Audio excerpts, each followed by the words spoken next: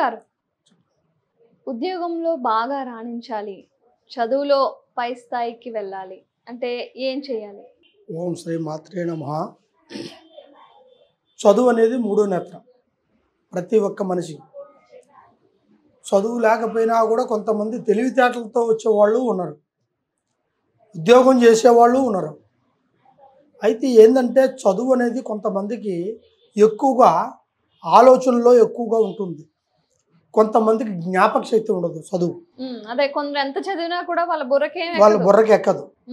చదువు ఎక్కకపోగా చదువు మీద ఇంట్రెస్ట్ లేకుండా పోవడం ఇలాంటివి కొంతమంది చేస్తుంటారు. చదువులో కొంతమంది 10th మెయిన్గా ఇంపార్టెంట్.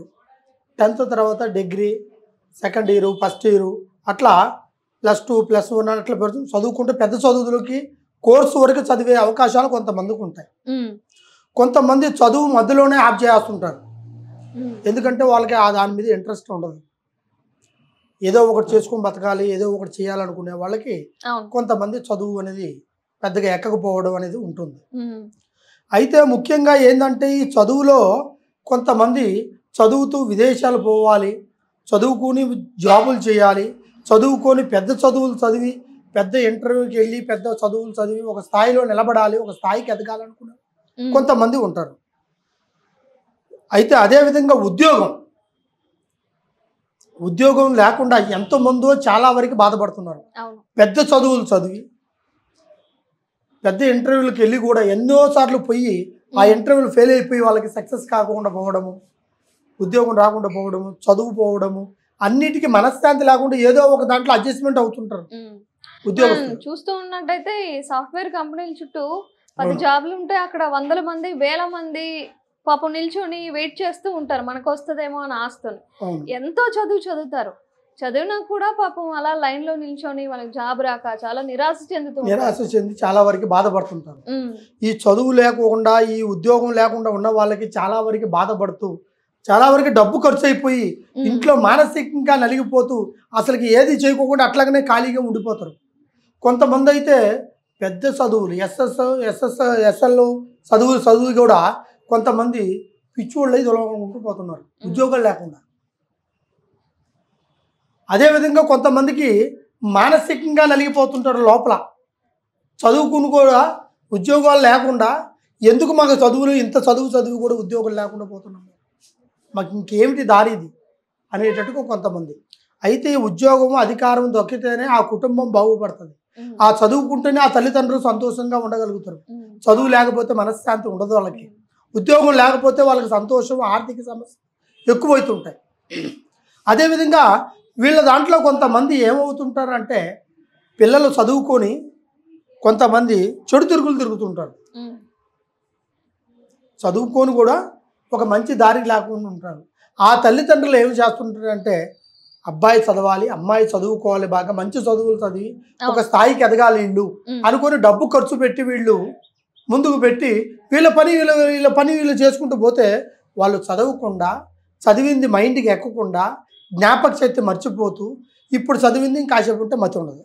అంటే ఎందుకు ఇలా జరుగుతూ ఉంటుంది? వాళ్ళకి ఏమైనా దోషాలు ఉంటాయా? వాళ్ళకి దోషాలు కాదు, మరి వాళ్ళకి దోషాల నుంచి వచ్చేవి కాదు, కొన్ని చెడు మార్గాలను ఎంచుకుంటారు కొంతమంది. అంటే చదువుతూ ఈ చదువును పక్కకు పెట్టి తప్పుడు దారిని ఎత్తుకుంటారు. ఈ తప్పుడు దారి ఎత్తుకున్నోడికి ఇక చదువు మీద కానీ ఉద్యోగం మీద కానీ చేయాలి, సంపాదించాలని ఆలోచన ఉండదు. అటువంటి వాళ్ళు చాలా వరకు కొంతమంది ఇళ్ళల్లో తల్లిదండ్రులని, అక్కచెల్లెల్ని, అన్నదమ్ముల్ని వేడిపిస్తూ ఉంటారు ఎక్కువగా. వాళ్ళ నుంచి కూడా వీళ్ళకి ఎక్కువగా ప్రెజర్ పడిపోయి మానసికంగా నలిగిపోయి ఆ కుటుంబం నుంచి దూరం అయిపోతుంటారు. వాళ్ళు బయటికి వెళ్ళిపోతుంటారు, ఇక ఎక్కడో జాబ్ చేయాలి, ఎక్కడో చదువుకోవాలనుకుని అక్కడే పోయి వాడు ఆ చదువు చదవకుండా, ఆ జాబ్ చేయకోకుండా వేరే పనులు చేస్తూ ఆ కుటుంబానికి చెడ్డ పేరు తీసుకొచ్చేస్తుంది. ఇలాగ కొంతమంది చాలా వరకు బాధపడుతున్న తల్లిదండ్రులు కూడా చాలా వరకు మానసికంగా నలిగి ఉన్నారు. అదేవిధంగా కొంతమంది ఉద్యోగాలు వస్తాయి, ఇక మనం ఖర్చు పెడితే మనం సంపాదించుకుంటూ ఈ సంవత్సరం కాకపోతే వచ్చే సంవత్సరం మనం చదువుకి మన క్వాలిఫికేషన్తో పాటు మనకు ఉద్యోగం వస్తుంది అనుకున్న వాళ్ళు కూడా ఆ ఉద్యోగాలు రాకుండా ఏడుస్తున్నారు చాలామంది. ఎంతమంది అంటే చాలామంది దాని గురించి మానసికంగా నలిగిపోతున్నారు వాళ్ళు. అటువంటి వాళ్ళకు కూడా సరైన పరిష్కారం మా దగ్గర ఉంది. ఉద్యోగం లేకుండా, ఉద్యోగం దొరకకుండా ఉన్న వాళ్ళకు కూడా కంపల్సరీగా ఉద్యోగాలు దొరికేటట్టు కూడా మేము చేయగలుగుతాం.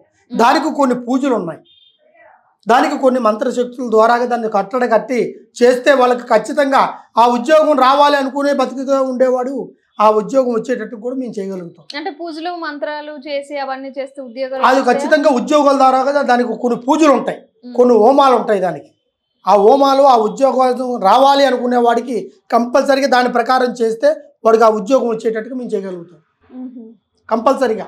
ఎందుకంటే వాడు దాని మీదే కొండంత ఆశ పెట్టుకొని ఉంటాడు. సాఫ్ట్వేర్ ఉద్యోగం అంటే చాలా ఎక్కువగా దానికి తగ్గట్టుగా చేయాలి.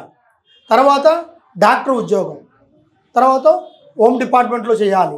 ఇట్లా ఒక్కొక్కడికి ఒక్కొక్క ఉద్యోగం అనేది కోరికలు ఉంటాయి. అవి రాకోకుండా ఎన్నో సంవత్సరాలుగా వాళ్ళు ఆగిపోయి ఉంటారు. వాళ్ళకి దాని మీద ఇంట్రెస్ట్ పోయి, మనశ్శాంతి పోయి, ఆలోచనలు లేకోకుండా ఖాళీగా కూర్చొని ఉంటారు కొంతమంది.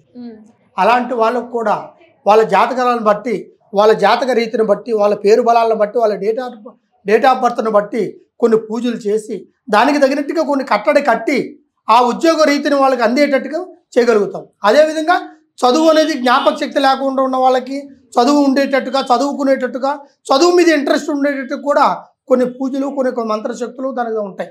దానికి కొంతవరకు సరస్వతి ఆకు అనేది ఉంటుంది చదువు మీద ఉండేటట్టుగా. తర్వాత ఉద్యోగం ఖచ్చితంగా దొరికేటట్టుగా ఆ ఉద్యోగి సంకల్పంలో ఆ అధికారం చేజిక్కునే ఒక సంకల్ప బలంలో దానికి కొన్ని మంత్రశక్తులు ఉంటాయి.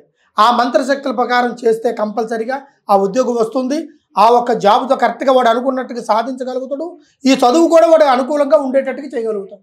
మీకు ఎటువంటి సమస్య ఉన్నా కూడా ఎవరైనా సరే ఒక్కసారి గురువు గారిని సంప్రదించి ఈ కింద కనబడే కాంటాక్ట్ నెంబర్ని కాంటాక్ట్ చేస్తే కంపల్సరీగా మీకు ఉద్యోగము, చదువు గురించి, పిల్లల చదువు గురించి, ఆ ఉద్యోగంలో మీరు అనుకున్న ఆ సంకల్పం ఖచ్చితంగా దొరికేటట్టుగా మేము చేస్తాం.